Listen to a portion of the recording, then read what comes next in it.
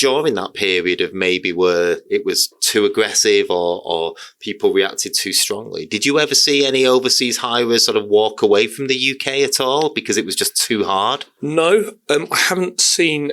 We have seen some challenges with mergers and acquisitions. So organisations that are maybe looking to buy a UK company, and this just isn't an overseas issue either. It's a large organisation in the UK that's looking to maybe buy a smaller entity. But I guess this is what we've seen.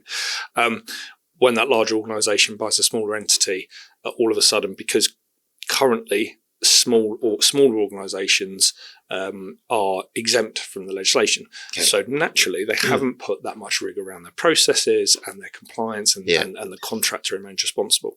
So we've seen big companies from the US and France and an Australian organisation, 3 separate deals trying to buy UK companies, and all of a sudden these small entities are becoming large entities and therefore have to comply with legislation.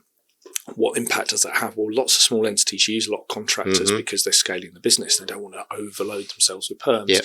So that we've seen that complication. It depends on if you're coming to the UK, if you're an overseas business, you come to the UK, speak to a specialist because the legislation is quite nuanced. It is unlikely to impact you on day one, but just take advice, look at the situation, and if you're starting out afresh, it's really not that difficult to get a robust process in place. Okay. It's really not. Yeah. It's much more complicated for a big established organisation in the UK that hasn't got the process in place to then go and implement them at scale.